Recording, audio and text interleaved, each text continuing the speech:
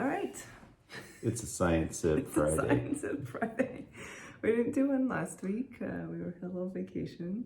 Yeah. So we're back at it, and it's Friday, and it's been a long week.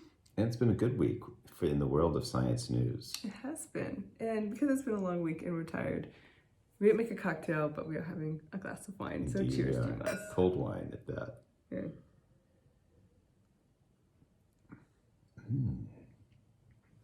So we're having a Zino Mavro, which is a red wine from Greece. It's not too bad. All right, Dimos, why don't you start since you have the groundbreaking news that was announced this week? I want to thank you for giving me the chance to talk about fusion. As we know, You shouldn't thank me, you should thank the researchers. Well, Lawrence, and we should thank the American taxpayer.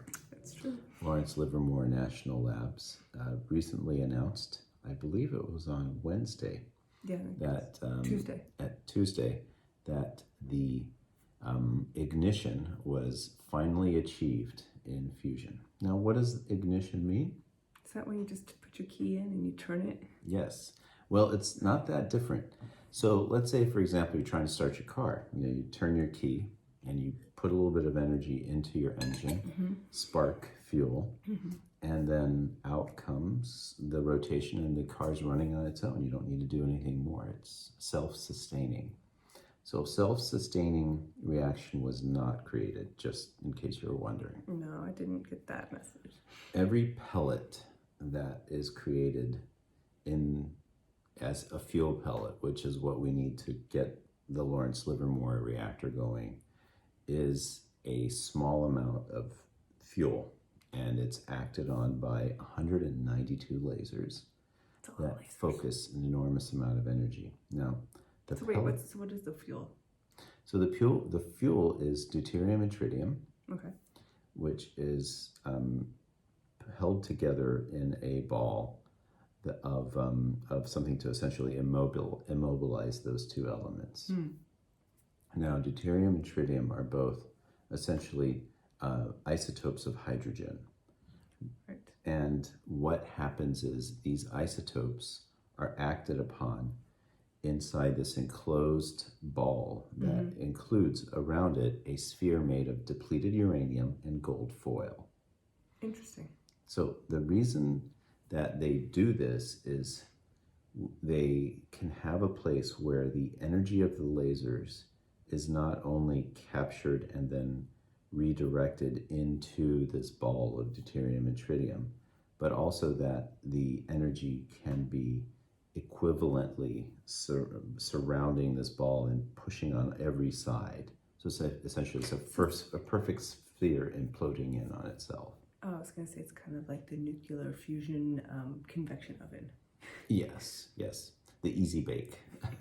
So, but 192 lasers vaporize the gold on this ball and what that does is the vaporization and the energy that's going into that gold creates an enormous radiation wavefront. So X-rays or photons, gamma rays, go in and fill up this tiny hole, this tiny ball, this 1 ounce ball. And then the depleted uranium, which is a super high energy, super high density and cross section, furthermore, also creates an enormous amount of heat, and that heat, that absorption, pushes all of this energy into the deuterium and the tritium. And so one of the things that has to happen is you have to hit 100 million degrees Celsius. That's warm. And so when you surpass that temperature, than like the core of the Earth. It should be. Oh yeah. Well, we're supposed to be reaching sun temperatures, not Earth core temperatures, because it's the sun where nuclear fusion occurs unabated and continuously. So the goal is to reach not truly the core, but somewhere near the core, because a lot of the sun is under fusion.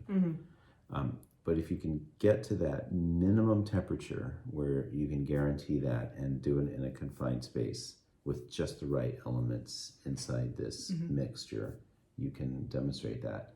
So what they did was the threshold for initiation essentially is you know exactly how much energy is coming from the lasers. Yes. And then the energy that's recorded back is how you can tell if you've had ignition. And they found 1.5%. So, I mean, I'm sorry, 1.5 times the energy that went in came out. Yes, that's what I read, that the big deal was that for the first time, they actually made more energy than they put into the reaction. Yes. Now, theoretically, that's not actually true. So here's the deal. The lasers... Wine on your nose. The main thing that happens is those lasers only convert 1% of the electricity into power. That's not very efficient, is it? So, because like even your worst solar panels were like what, 15, 20? Yeah. So the assumption is if we can get the lasers more efficient. So here's the interesting thing: if the lasers were 7% efficient as opposed to 1% efficient, then it would literally be net zero. So they would get as much energy out as they did putting in. But because the lasers are so inefficient, even though they've had ignition, it's still not accounting for all the energy it takes to get those lasers to fire. So theoretically what we have is nuclear fusion. But what it also gives opportunity for us engineers is to make better equipment around the reactor to really get it. Do you think that's what it's going to take for this to really... Now it's an engineering problem. To be plausible, is to make more efficient lasers. Not just more efficient lasers, but more efficient processes around the lasers. And this is not the only nuclear fusion thing going on. No. There's about a dozen companies and a lot of venture capital going into it. So what is the appeal of nuclear fusion? Because we're still dealing with nuclear material, which is one of the criticisms of nuclear fission reactions. So nuclear fusion is a situation where the waste products of this deuterium, tritium, and then this helium isotope that's generated, those waste products are not uranium.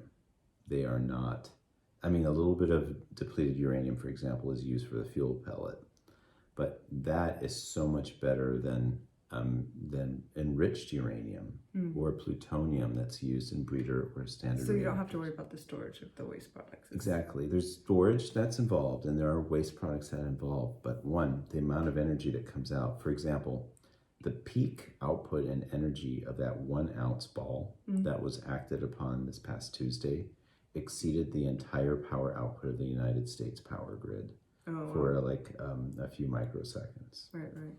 Okay. So just to give you an idea of how much energy came out. So it was a spectacular display of energy, but it was very short-lived. Yes. But if you integrate that energy over the time of the experiment, it was still more energy than the actual lasers themselves were generating to start the reaction, which is pretty exciting. That is exciting. Yeah. Cool. That was a big announcement. It seemed to be all over the place this week. Absolutely. And as you can tell, I did my research. I did. I can tell.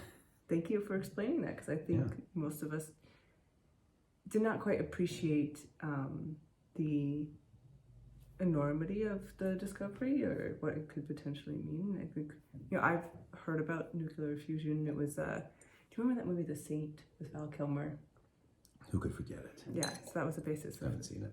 Yeah. But I want to. He was protecting a scientist that apparently had discovered a way to do cold fusion reactions. Oh, wow. I remember when Fleischmann and Pons, when that was the big thing when I was in high school, they had thought they discovered cold fusion in a test tube. And they had the entire universe just licking every piece of news up that they could, only to find out it was a big hoax. So hoax, or was it just not what It was a hoax. It was, it was not repeatable anywhere. They were eventually ejected. Like a hoax, like they just made it all up, or it just wasn't repeatable? I think they were doing something that they thought they would see some evidence of what they thought was fusion. It was certainly not the type of laboratory environment that we're talking about with like the Lawrence Livermore lab. I mean, that thing is a monster. It's enormous. It's something, so a size 10 stadiums, 10 like basketball stadiums is the size of that. But is it bigger than the Boeing factory? Because we've been on the Boeing factory tour, which is very good if you're ever in the area. Yeah, and absolutely. That where they make those planes is absolutely ginormous. I think it's bigger than Disney World or something. Yeah, yeah, you could fit all of It's Disney like its own World microclimates inside that one building. And yes, they've had snowstorms in there just form on their own. The buildings are amazing, but Lawrence Livermore National Labs is more of an academic thing. Yes, yes. So they have a lot of other support buildings, but yes, you do have some pretty large buildings. But what Boeing does, I mean, you can stack multiple 747s in just a small part of that. Just to give you an idea. That's the whole point, right? Well, I'm surprised you didn't choose this particular news article from the Science News this week because it's about brewer's yeast. Oh, I gotta hear this. So, apparently, I'm gonna tell you a story. Okay, story time. I do time. love brewing. So, a long time ago, in a far, far off land of Bavaria, is where beer evolved from being a dark ale to the lighter lager style beer. And it was said to have happened after there was this ducal edict that you could only brew beer in the winter. The Dunkel? Ducal, like a duke, like from the duke. Duke, from the duke. Ducal. Ducal. I did not know. Yes. That's new. Yes. Anyway. So, something about brewing in the winter produced a yeast that yielded a lighter, amber-colored, like pale-colored beer that became very popular. No, that's a lager. Good drinking. That is good drinker. So, fast forward centuries later, and geneticists found that the yeast for the lager is a hybrid between brewer's yeast, which is Saccharomyces cerevisiae, and a cold-tolerant yeast called Saccharomyces eubayanus. Okay. So nobody really knows where that cold-tolerant yeast came from, but because they were brewing only in winter, this cold-tolerant yeast somehow got into a batch of dark ale and hybridized with the regular brewer's yeast and created this new yeast that makes the lager. So the first time that this cold-tolerant yeast was spotted in the wild was actually in 2011 in Patagonia.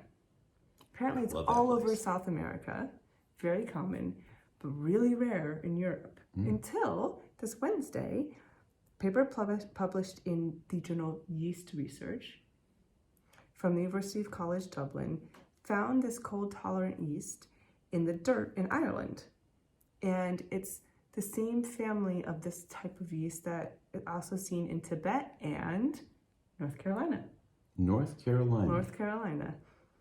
And wonders never stop. I know. They obviously sequenced it genetically.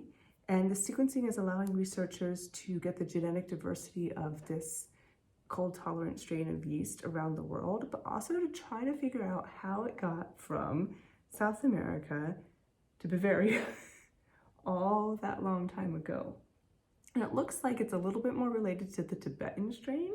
So I think that it actually could have come through Asia, as opposed to coming to South America. And but the most important thing is that the researchers are planning to make a beer out of it to see what kind of beer it makes. That's amazing. I mean, when I do beer making, I can go to this huge refrigerator at my local beer supply house and get to choose from 500 different strains of yeast. Yep. And they're cultured and they're ready to go in a little nutrient pack that helps to keep the yeast. And then what you do is you bring the yeast up to room temperature and it starts replicating on the nutrient pack that it's got. But that's when your time starts ticking. Yes, you got it. And you need to put that yeast into your wort. Wort being another name for all of the malt and the sugars that you've been busy sanitizing and preparing. Yeah. And then once that yeast hits that wort at just the right temperature. You it's an actual representation of what the yeast is. It does. Scientific. It's doing a lot of eating and a lot of belching. Yes.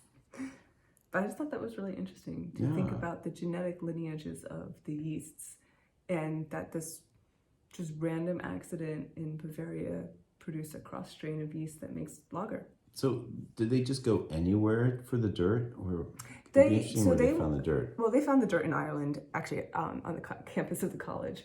Well, I mean, given how many bottles of Milwaukee's Best have been belched or vomited up on my college campus. No, well... Is it possible that someone just poured some lager onto the dirt? Maybe behind a dorm? Yeah, I would like to think that they maybe didn't do it right near the dorms. Or, I'm sure they'll verify their findings. A lot of lager out there in the dirt.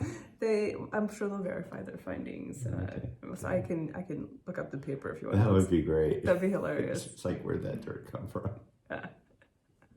Well, no, because then they would have picked up, because the lager strain is a hybrid. Okay. So you wouldn't have picked up the pure. So what they found is the pure cold tolerant strain. Okay, they wouldn't have picked up like whatever Anheuser-Busch uses or anything like that. And they can probably filter out those sequences, and I don't know, the Anheuser-Busch shares their. It's probably a trade secret, the genetic sequences of their yeasts. But a lot of it goes with temperature, because those lagers are fermented at a much lower temperature than like what I do as a hobby. Yeah. Because I do it as a hobby at 60 degrees or 70 degrees. But this is why this all happened, is because this yeast can withstand cold temperatures. Oh yeah, almost near freezing, actually. Mm-hmm. So it's really interesting. So that's the big news in beer brewing research this week. Wow, well that's good, and I love a good beer. Yes. And that's particularly exciting. Well, we may or may not be back next week. We'll see. A little close to the holidays, might have a little more prep to do, but if we do, we promise a good drink and some good science. Or even better, we'll have guests on Science Sip. Oh, wouldn't that be fun? We might have some guests. I'd love some guests. All right, we'll see if we can talk some of the family into it. If we don't see you, from our family to yours, have a very happy holiday season. Happy New Year, Kali Kronia, as they say here in Greece. Kala Christouyena, and we'll see you when we see you. All right. Bye-bye. Bye.